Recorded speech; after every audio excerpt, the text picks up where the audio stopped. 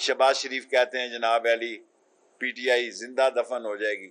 आप 2 साल के बाद अपने लिए दम दुरूद कराएं, अपने लिए सोचें।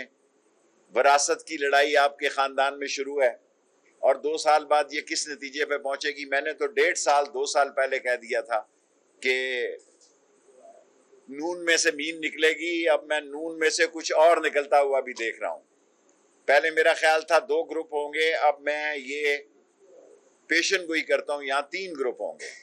और जब 2 साल बाद इलेक्शन होंगे जिसकी कैंपेन कर रहे हैं आप, और शहबाज शरीफ ने गारंटी मांगी है कि हमारा सिर्फ एक ही मुतालबा है कि 2023 के इलेक्शन जो हैं वो सही हों और शफाफ हों और उसमें कोई धांधली ना हो। शहबाज शरीफ साहब, आपको ये कमिटमेंट दी जाती है कि शफाफ होंगे, ठीक होंगे, और यही आपका एक मुतालबा है, इसी पे आप स्टैंड ले रहे हैं। और यही इमरान खान की राय है कि मशीन के जरिए एक, और अच्छी बात यह है कि इलेक्शन कमीशन और हुकूमत जो है वो करीब आ रहे हैं।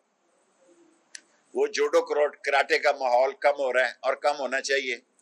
मेरे नाम से जो बहुत सारी मैसेजेस चलाए गए कि मैंने इलेक्शन कमिश्नर की हमायत में खत लिखा था, मैंने उनका खत लिखा था लेकिन वफाकी मोतसिब के लिए।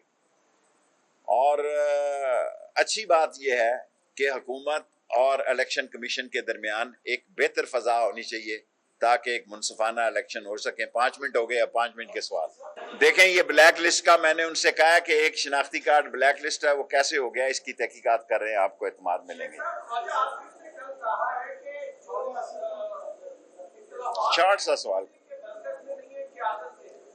ऑब्वियसली नून लीग का जब इलेक्शन में जाएगी एक नया सियासी माहौल होगा 2 साल बाद। मैं पॉलिटिकली एक नया सियासी माहौल देख रहा हूं और उस नए सियासी माहौल में आज जैसे हालात नहीं होंगे और नून लीग जो है इंतशार, खलफशार और आपस में जोडो कराटे से दोचार होगी। और ये खानदानी हुक्मरानी की रकाबतें जो हैं, सारी मुगल तारीख इससे भरी पड़ी है, सारी हिस्ट्री इससे भरी पड़ी है। सो ये इनके घर की बात है, घर में रहे तो अच्छा है, हमें इसे डिस्कस नहीं करना चाहिए।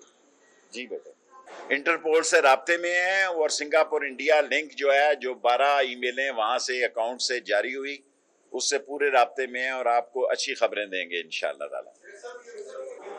देखें, ये 2 दिन जो रोडों पे गोलियां चढ़ी हैं, ये प्रॉपर्टीज का हर रोज मैं आईजी साहब से रिपोर्ट लेता हूं एवरी नाइट। और ये जो 2 दिनों में 4 कत्ल हुए हैं, इसकी बुनियादी वजह बनी गाला की प्रॉपर्टीज के इशू हैं और ये लोग बाहर बैठे हुए हैं। प्रॉपर्टीज बहुत महंगी हो गई हैं। आप देखें ना, प्रॉपर्टी इतनी महंगी हो गई है कि जो जमीन लाख रुपए कनाल थी वो 1.5 करोड़ रुपए कनाल हो गई है। जो 7, 8, 10 लाख रुपए कनाल थी वो 1.5 करोड़ रुपए कनाल हो गई है। और प्रॉपर्टी के रेट्स बहुत हाई हो गए हैं पाकिस्तान में, लैंड के खास तौर पर। तो उसमें ये 4 वाक़े कत्लो गारत के हुए। देखें बेटे, ये सवाल देखें सेंसिटिव है और ये फॉरेन ऑफिस से रिलेट करता है। पाकिस्तान में ऑफ कोर्स टीटीपी का, अलकायदा का, दाइश का, बैतुल इस्लाम का, इन बाज एक्सट्रीमिस्ट का खतरा मौजूद है।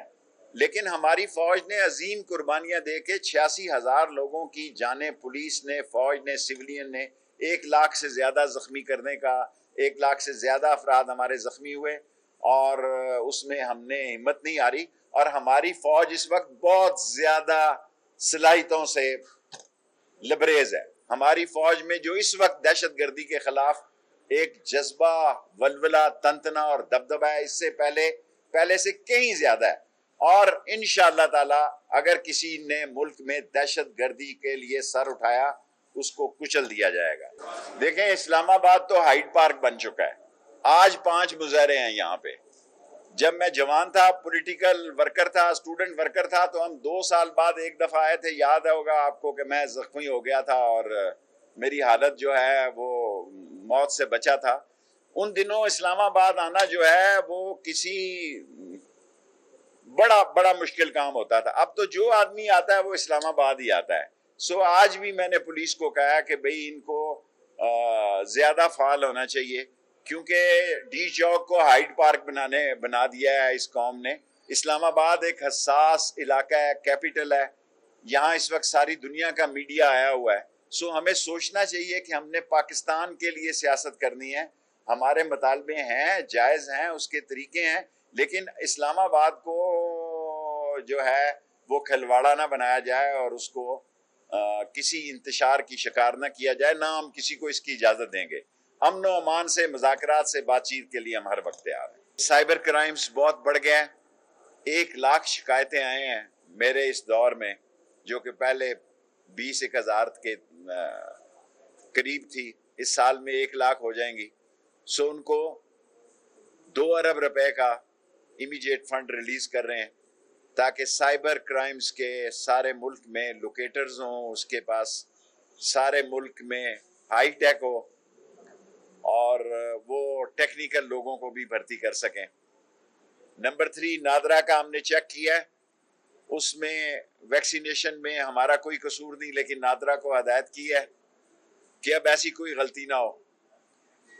اس ملک کی بدنصیبی ہے، ایک سازش کے تحت اس ملک کے شناختی کارڈ کو، اس ملک کی ویکسینیشن کو اور اس ملک کے پاسپورٹ کو دنیا میں بدنام کیا جا رہا ہے. اس کی اہمیت کو سوالیہ نشان بنایا جا رہا ہے. ہم پاسپورٹ پہ بھی نئی سیکیورٹی کے 15 مزید انٹریاں کر رہے ہیں اور شناختی کارڈ کو بھی ریویو کرنے جا رہے ہیں، کیونکہ وہ لوگ جس وقت انگوٹھے کا مسئلہ نہیں تھا، وہ لوگ جن حالات سے گزرے اور جن لوگوں نے تصدیق کی، وہ سارے ریکارڈ کی تصدیق کر رہے ہیں.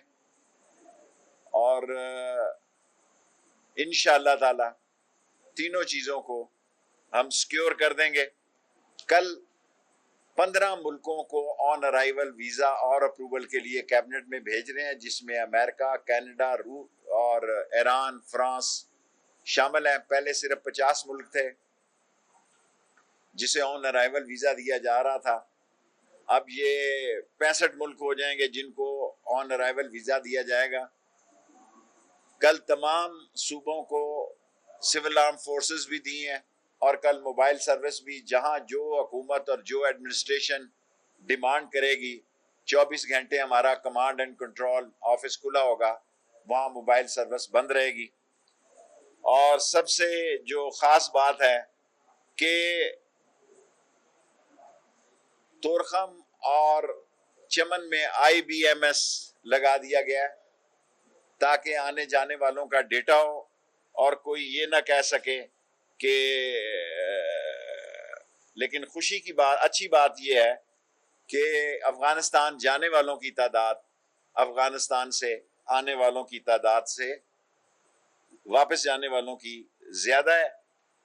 اور 7 کروڑ 61 لاکھ کی ویکسینیشن ہو گئی ہے اور نادرا نے 75 لاکھ لوگوں کو کووڈ سرٹیفکیٹ جاری کیا ہے.